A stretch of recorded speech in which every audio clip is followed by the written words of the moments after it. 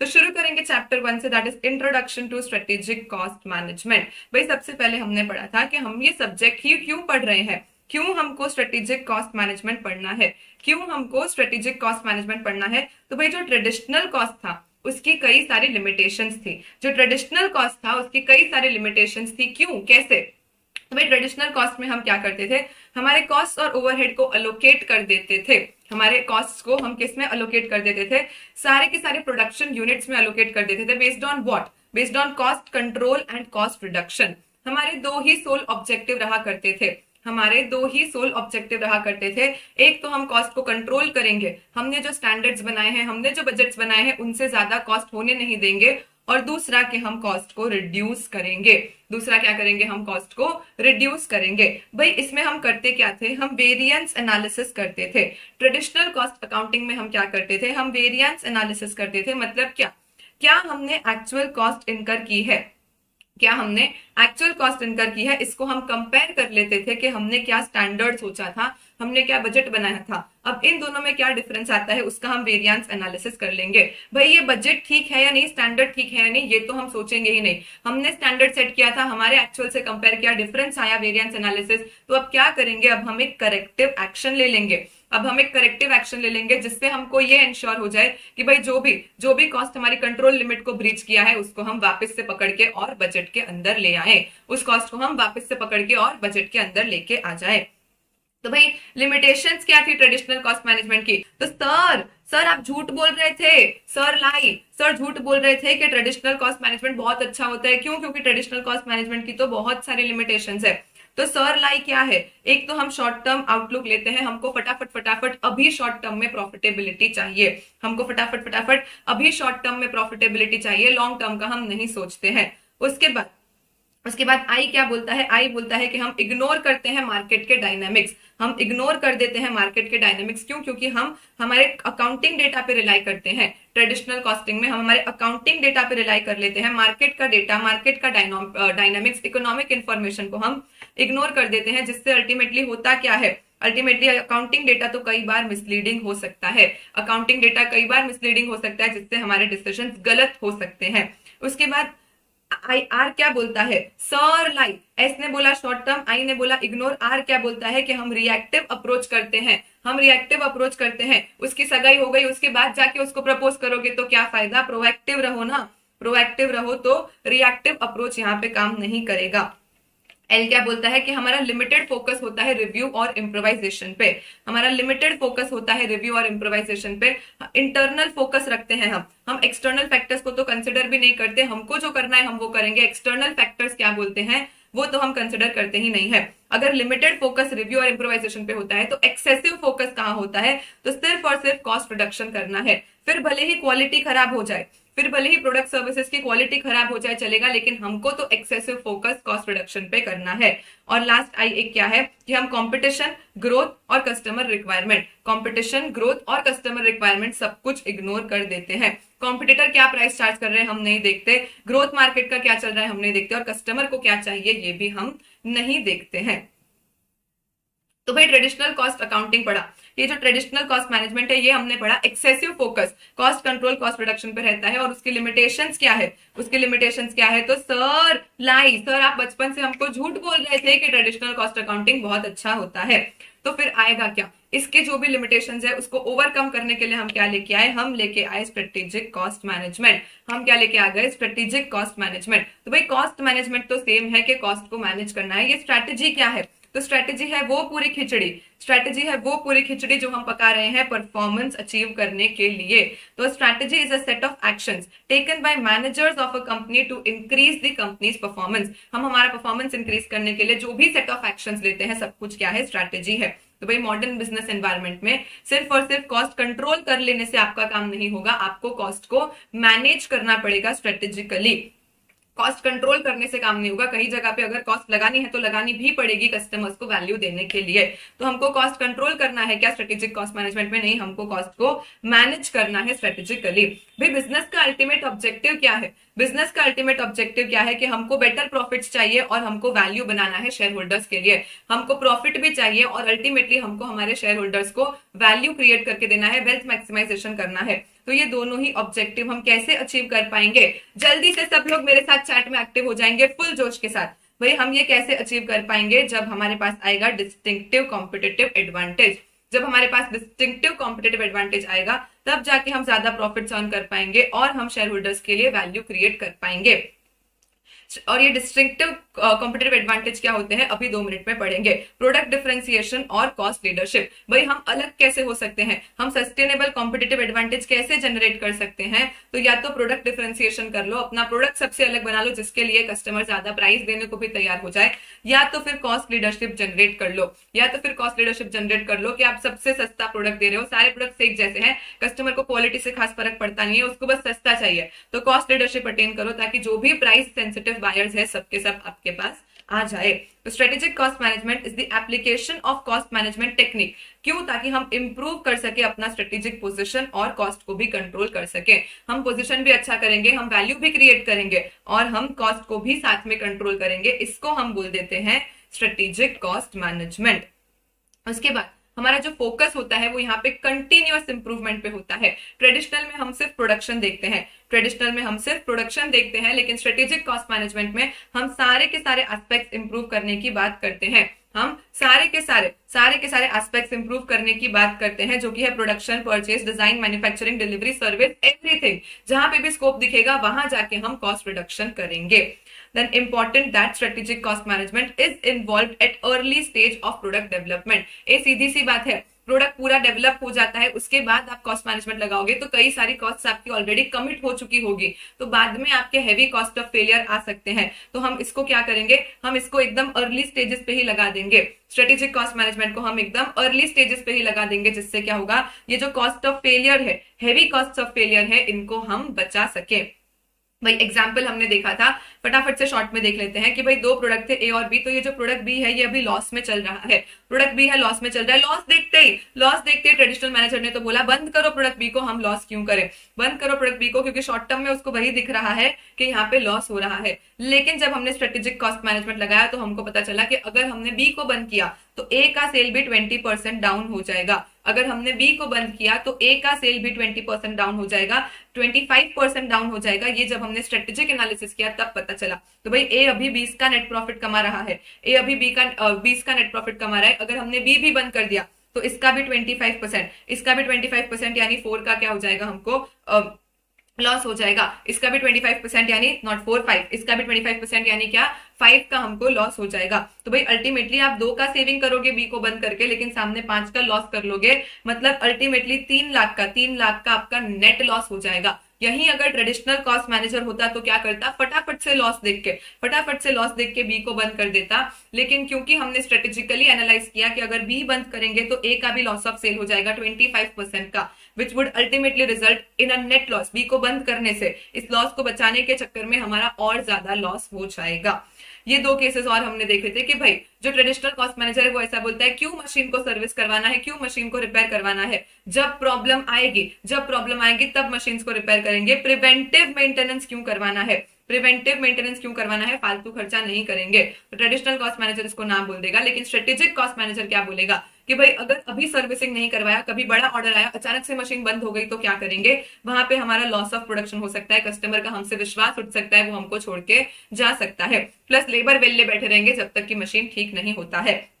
दूसरा हमने ये देखा था एग्जांपल कि भाई ट्रेडिशनल कॉस्ट मैनेजर ने बोला एक इतना बड़ा एरिया है जिसमें 2 सर्विस सेंटर क्यों खोल रखे हैं, एक काम करो इस सर्विस सेंटर को बंद कर दो, इसका स्टाफ का खर्चा बच जाएगा, इसके ओवरहेड्स बच जाएंगे। ये जो लोग है वो यहाँ से थोड़ा चल के इस सर्विस सेंटर पे आ ही सकते हैं। तो ट्रेडिशनल कॉस्ट मैनेजर ने सर्विस सेंटर बंद करवा दिया। लेकिन फिर स्ट्रेटेजिकली हुआ क्या कि पहले यहाँ पे आधे एरिया की भीड़ हुआ करती थी, अब सारे के सारे कस्टमर यहाँ पे आ जाएंगे तो कस्टमर बहुत सारे लाइन में जमा हो जाएंगे, कस्टमर को डिससैटिस्फैक्शन होगा। दूसरी चीज, यहाँ पे जो एम्प्लॉइज थे वो अब डबल लोगों को सर्व करेंगे, तो समझो उनके ऊपर भी कितना बर्डन आएगा, वो भी खुश नहीं रह पाएंगे। तो एक सर्विस सेंटर बंद करके हमने अल्टीमेटली किया क्या, हमने हमारे दोनों के दोनों इंपॉर्टेंट लोग एम्प्लॉइज और कस्टमर्स दोनों को अनहैप्पी कर दिया ओवर क्राउडिंग की वजह से। इसलिए ट्रेडिशनली आप देखने जाओगे तो कई बार आपको चीजों में फायदे दिखेंगे, लेकिन पूरा स्ट्रेटेजिकली एनालाइज करने पे पता चलेगा कि जो हमको शॉर्ट टर्म में फायदा दिख रहा है वो अल्टीमेटली आगे जाके हमको नुकसान करवा सकता है। उसके बाद हमने देखा स्ट्रेटेजिक कॉस्ट मैनेजमेंट को हम कैसे रेफर कर सकते हैं, managerial use of cost information, managerial use of cost information explicitly directed eight one और मोर 4 स्टेजेस ऑफ स्ट्रेटेजिक डेवलपमेंट। जल्दी से मुझे बताएंगे क्या क्या है हमारे 4 स्टेजेस, क्या है हमारे 4 स्टेजेस ऑफ स्ट्रेटेजिक डेवलपमेंट। एक सेकेंड देंगे मेरे को।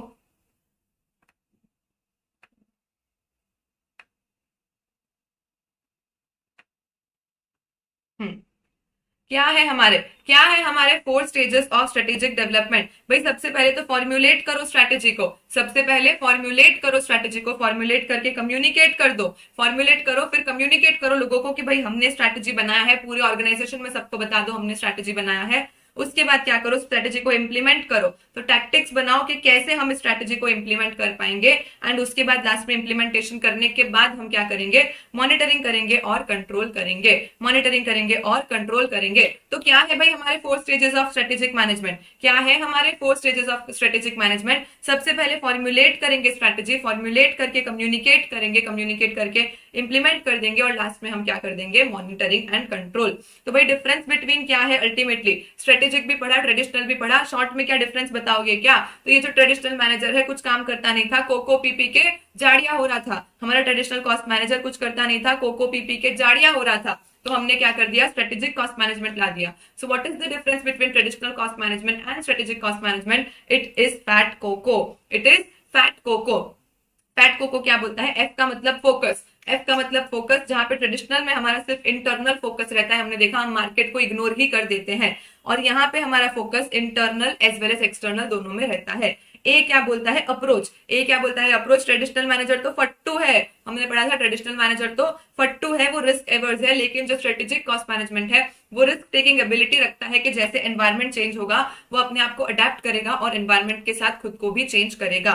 टी क्या बोलता है, टाइम स्पैन, सीधी सी बात है ये शॉर्ट टर्म है और ये लॉन्ग टर्म है। फिर कोको, कोको का को क्या बोलता है, कॉस्ट ड्राइवर कंसेप्ट। अगर आप देखो तो ट्रेडिशनल कॉस्ट मैनेजमेंट तो सब कुछ, सारे कॉस्ट, सारे ओवरहेड्स को वॉल्यूम के बेसिस पे अलोकेट कर देता है, लेकिन जो हमारा स्ट्रेटेजिक कॉस्ट मैनेजमेंट है वो कॉस्ट ड्राइवर्स यूज करता है, एक्टिविटी बेस्ड कॉस्टिंग वगैरह यूज करता है। दूसरा को बोलता है कॉस्ट रिडक्शन, जहां पे प्राइमरी ऑब्जेक्टिव सिर्फ और सिर्फ कॉस्ट को रिड्यूस करना है, भले ही क्वालिटी चली जाए, वैल्यू चली जाए, बस कॉस्ट को रिड्यूस करना है। लेकिन स्ट्रेटेजिक में हम क्या करेंगे, हमारा ऑब्जेक्टिव कॉस्ट कंटेनमेंट है, कॉस्ट रिडक्शन नहीं है, मतलब कॉस्ट इंप्रूव रिडक्शन के साथ हम साथ में वैल्यू को इंप्रूव करने का, वैल्यू को इंप्रूव करने का भी साथ में सोचेंगे। एंड ओ ऑब्जेक्टिव क्या बोलता है, ट्रेडिशनल कॉस्ट मैनेजर तो मुंशी है भाई, स्कोर कीपिंग करेगा, अटेंशन डायरेक्टिंग, प्रॉब्लम सॉल्विंग, लेकिन ये अल्टीमेटली हमको क्या करके देगा, कॉस्ट लीडरशिप और प्रोडक्ट डिफरेंशिएशन लाके देगा। Now components of strategic cost management, हाँ पेपर फूट गया, नाम में आंसर, पेपर फूट गया, आंसर क्वेश्चन में answer, that is strategic cost management के कंपोनेंट्स पूछे हैं। स्ट्रेटेजिक से आएगा स्ट्रेटेजिक पोजीशनिंग एनालिसिस, कॉस्ट से आएगा कॉस्ट ड्राइवर कॉन्सेप्ट, और मैनेजमेंट तो क्या है कि भाई पूरे चैप्टर में हमको पॉइंट ही एक पढ़ना है, वैल्यू चेन एनालिसिस एकदम डिटेल में। तो हमारे तीन कंपोनेंट क्या है स्ट्रेटेजिक कॉस्ट मैनेजमेंट के, कि भाई स्ट्रेटेजिक से आएगा स्ट्रेटेजिक पोजीशनिंग एनालिसिस। अब ये स्ट्रेटेजिक पोजीशनिंग एनालिसिस हमको क्या बोलता है कि कंपनी का क्या रिलेटिव पोजीशन है, स्ट्रेटेजिक पोजीशनिंग एनालिसिस कंपनी का क्या रिलेटिव पोजीशन है इंडस्ट्री में अपने दूसरे पीयर्स के हिसाब से अगर हम देखें तो। भाई ऑर्गेनाइजेशन ने क्या चॉइसेस लिए हैं वैल्यू बनाने के लिए, ऑर्गेनाइजेशन ने कैसे अलग तरीके से वैल्यू बनाया है, क्या चॉइसेस लिए हैं। जैसे पतंजलि है वो अपना शैम्पू ऐसे एडवर्टाइज करता है कि हम तो एकदम हर्बल नेचुरल शैम्पू है, वहीं पे ट्रेसम है वो सामने से बोलता है भाई इसमें कैरेटिन है, ये है वो है, जिससे आपके बाल मस्त हो जाएंगे। तो भाई दोनों ने ही वैल्यू क्रिएट किया, दोनों ने ही वैल्यू क्रिएट किया, लेकिन दोनों के चॉइसेस एकदम अलग है कि वैल्यू कैसे क्रिएट किया। तो स्ट्रेटेजिक पोजीशनिंग एनालिसिस में वी सी के कैसे reflects choices a company makes about the kind of value it will create, और कैसे वो वैल्यू क्या होगा, दूसरों से, अपने राइवल्स से अलग होगा। तो भाई स्ट्रेटेजिक पोजीशनिंग एनालिसिस में हम ये जो पोजीशनिंग एनालिसिस है उसको किस तरीके से कर सकते हैं, इसके क्या कंपोनेंट्स है, तो इंटरनल एनवायरनमेंट देखेंगे, एक्सटर्नल एनवायरनमेंट देखेंगे, ये दो तो क्लियर है भाई, इंटरनल एनवायरनमेंट देखेंगे, एक्सटर्नल एनवायरनमेंट देखेंगे, और हमारे ऑर्गेनाइजेशन की वैल्यूज देखेंगे, कल्चर देखेंगे और सिस्टम्स देखेंगे। टाटा का एग्जाम्पल लिया था कि कैसे टाटा ने वैल्यूज से अपने आप को एकदम अलग ही स्ट्रेटेजिकली पोजिशन कर लिया है। अब एक्सटर्नल एनवायरनमेंट को इंटर्न एनालाइज अगर करना हो, एक्सटर्नल एनवायरनमेंट को आपको इंटर्न एनालाइज करना हो तो आप पेस्टल यूज कर सकते हो, आप पोर्टर के 5 फोर्सेस भी यूज कर सकते हो। पेस्टल क्या है, एक्सटर्नल एनवायरनमेंट को इवैल्यूएट करेंगे तो political, economic, social, technological, environmental और लीगल फैक्टर्स देखेंगे, political, economic, social, technological, environmental और लीगल फैक्टर्स देखेंगे। कॉस्ट से क्या आएगा, कॉस्ट से आएगा हमारा कॉस्ट ड्राइवर एनालिसिस। कॉस्ट से क्या आएगा हमारा कॉस्ट ड्राइवर एनालिसिस, कि भाई कॉस्ट तो बहुत सारे फैक्टर्स के कारण होता है जो कि इंटर रिलेटेड है। सिर्फ और सिर्फ वॉल्यूम के बेसिस पे कॉस्ट को बांट देना, सिर्फ और सिर्फ वॉल्यूम के बेसिस के पे कॉस्ट को अपोर्शन कर देना तो गलत है। आपको कॉस्ट ड्राइवर्स यूज करने चाहिए, आपको कॉस्ट ड्राइवर्स यूज करने चाहिए ना। यहाँ पे हम दो तरीके से इसको देख सकते हैं, एक हमारा स्ट्रक्चरल कॉस्ट ड्राइवर और एक हमारा एग्जीक्यूशनल कॉस्ट ड्राइवर। भाई स्ट्रक्चरल कॉस्ट ड्राइवर तो ऑर्गेनाइजेशनल फैक्टर्स है जो एंटायर कॉस्ट को अफेक्ट करते हैं, स्केल एंड स्कोप पे डिफाइन होते हैं। जैसे कि अगर हमारा स्केल बढ़ेगा तो हमको इकोनॉमीज ऑफ स्केल मिलेगी, अल्टीमेटली कॉस्ट घटेगा। अगर हम technology, complexity, learning curve, stages वगैरह लेके आते हैं कि हम कौन से लाइफ साइकिल के स्टेज में है, तो ये सारी चीजें भी अल्टीमेटली हमारे कॉस्ट को इम्पैक्ट करेगी। लेकिन ये जो एग्जीक्यूशनल कॉस्ट ड्राइवर्स है ये तो फर्म के ऑपरेशनल डिसीजंस पे बेस्ड है कि भाई मैनेजमेंट का क्या स्टाइल है, क्या पॉलिसी है, कैसे मैनेजमेंट काम करना चाहती है, कि क्या उनके प्लांट में एफिशिएंसी है या नहीं है, ये सारी चीजें आ जाएगी हमारे एग्जीक्यूशनल कॉस्ट ड्राइवर्स पे। वे स्ट्रक्चर तो पूरे के पूरे ऑर्गेनाइजेशन के स्ट्रक्चर से रिलेटेड है, वेयर एग्जीक्यूशनल है हम कैसे हमारे डिसीजंस, कैसे हमारे ऑपरेशनल डिसीजंस को एग्जीक्यूट करते हैं, कैसे हम वेरियस रिसोर्सेज को एम्प्लॉय करते हैं। वैल्यू चेन एनालिसिस क्या बोलता है, आइडेंटिफाई करो पूरा का पूरा अपना चेन और देखो उसमें से कौन सी वैल्यू एडिंग एक्टिविटीज है और कौन सी नॉन वैल्यू एडिंग एक्टिविटीज है। तो जितनी भी नॉन वैल्यू एडिंग एक्टिविटीज आपको दिखे सबको एलिमिनेट करते जाओ, जितनी भी नॉन वैल्यू एडिंग एक्टिविटीज आपको दिखे आप क्या करोगे, सबको एलिमिनेट करते जाओगे। उसके बाद माइकल पोर्टर का value chain analysis. Michael porter का वैल्यू चेन एनालिसिस क्या बोलता है कि ये एक इंटरनल प्रोसेस है। ये एक इंटरनल प्रोसेस है क्यों, क्योंकि आपको बैठ के अपना पूरा वैल्यू चेन एनालाइज करना है। इंटरनली आप बैठोगे, अपने ऑर्गेनाइजेशन के सारे फैक्टर्स को कंसिडर करोगे और अपने वैल्यू चेन का एनालिसिस करोगे। तो भाई वैल्यू चेन में हमने देखा दो तरीके की एक्टिविटी है, प्राइमरी और सपोर्ट को हम सेकेंडरी भी बोलते हैं। प्राइमरी एक्टिविटीज हम किसको बोल देंगे, जल्दी से चैट में लिखेंगे सब मेरे साथ, प्राइमरी एक्टिविटीज हम किसको बोल देंगे, तो भाई directly involve in transforming of inputs into outputs. ऐसी सारी एक्टिविटीज जो हमारे रॉ मटेरियल को फिनिश्ड प्रोडक्ट में कन्वर्ट करती है, ऐसी सारी एक्टिविटीज जो हमारे रॉ मटेरियल को फिनिश्ड प्रोडक्ट में कन्वर्ट करती है, हमारे इनपुट्स को आउटपुट्स बनाती है, उन सबको हम बोल देंगे प्राइमरी एक्टिविटीज, या तो फिर प्रोविजन ऑफ सर्विस के लिए मेन है। तो इसमें क्या आएगा, इनबाउंड लॉजिस्टिक्स। सबसे पहले रॉ मटेरियल लाएंगे, इनबाउंड लॉजिस्टिक्स, उसका ऑपरेशन करेंगे, आउटबाउंड लॉजिस्टिक्स। भाई इनबाउंड ऑपरेशन, आउटबाउंड, अब क्या फेंक देंगे तो कस्टमर ले लेगा क्या, नहीं, तो हमको क्या करना पड़ेगा, मार्केटिंग एंड सेल्स करके हम फ्री हो नहीं सकते, तो हमको आफ्टर सेल सर्विस भी प्रोवाइड करना पड़ेगा। उसके बाद हम आ जाएंगे सेकेंडरी एक्टिविटीज पे, जिनको हम सपोर्ट एक्टिविटी भी बोलते हैं। क्यों सपोर्ट एक्टिविटी बोलते हैं, क्योंकि ये अल्टीमेटली प्राइमरी एक्टिविटीज को सपोर्ट करते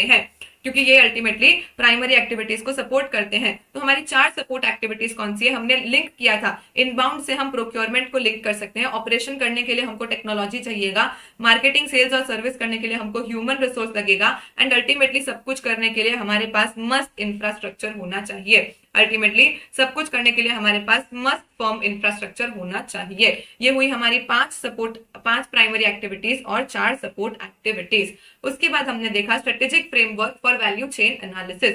सबसे पहला हमारा इंडस्ट्री स्ट्रक्चर एनालिसिस।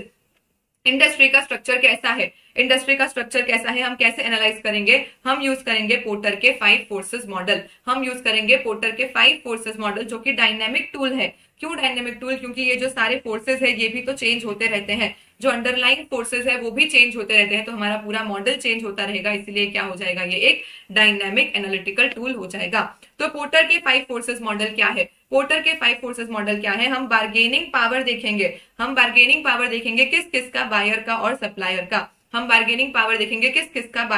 सप्लायर का। फिर हम थ्रेट देखेंगे कि हमको किससे थ्रेट है, सब्स्टिट्यूट से और न्यू एंट्रेंट से, हमको किस किस से थ्रेट हो सकता है, सब्स्टिट्यूट से और न्यू एंट्रेंट से। और लास्ट में कंपटीशन का इंटेंसिटी कितना है, भाई हम कब बोलेंगे कि कंपटीशन का इंटेंसिटी हायर है, जब मोर और लेस सारी इक्वल साइज की फर्म्स है, एक्स्ट्रा कैपेसिटी एग्जिस्ट करती है इंडस्ट्री में, प्रोडक्ट को डिफरेंशिएट करना पॉसिबल नहीं है या बहुत डिफिकल्टी है, बिकॉज सारे प्रोडक्ट एक जैसे हैं, फर्म्स भी एक जैसी, प्रोडक्ट्स भी एक जैसे, हाई एग्जिट बैरियर्स है, आप घुस गए हो, आपका फिक्स कॉस्ट ज्यादा इन्वॉल्व है, या तो आप एग्जिट नहीं कर सकते, कुछ आप पे रिस्ट्रिक्शंस है, तो इन दोनों ही केस में आप क्या करोगे, मार्केट तोड़ दोगे, एकदम सस्ता बेचने की कोशिश करोगे, लेकिन बस आप मार्केट से बाहर नहीं निकलना चाहते हो। तो ये 5 चीजें हमारे कंपटीशन के इंटेंसिटी को बहुत ज्यादा हाई बना देती है। उसके बाद हमने देखा कोर कॉम्पिटेंसी एनालिसिस। जल्दी से मेरे साथ बताएंगे ये कोर कॉम्पिटेंसी एनालिसिस क्या होता है। तो भाई वो यूनिक स्किल जो आपको सबसे अलग करती है, आपके लिए डिस्टिंक्टिव कस्टमर वैल्यू बनाती है। कोर कॉम्पिटेंसी बोला है ना, ऐसी कॉम्पिटेंसी जो सिर्फ आपके पास है, आपका कोर है। तो कोर कॉम्पिटेंसी एनालिसिस क्या है? ऐसा यूनिक स्किल जो आपको दूसरों से अलग करता है, आपने कैसे अलग से वैल्यू बनाई है। तो भाई ऐसी कोर कॉम्पिटेंसी आएगी कहां से? ऐसी कोर कॉम्पिटेंसी आएगी कहां से? हमारे कॉम्पिटिटिव एडवांटेज से।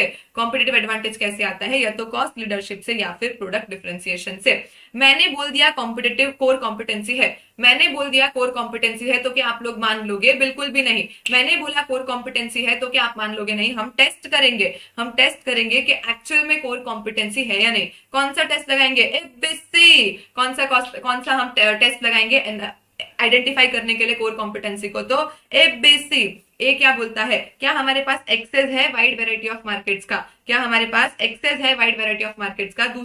दूसरा बोलता है बेनिफिट, क्या हमारा एंड प्रोडक्ट बेनिफिट प्रोवाइड कर रहा है? और सी क्या बोलता है? क्या हमारे कॉम्पिटिटर्स इसको इमिटेट कर पाएंगे या नहीं। तो टेस्ट फॉर कोर कॉम्पिटेंसी क्या बोलती है? कब कोई चीज कोर कॉम्पिटेंसी होगी?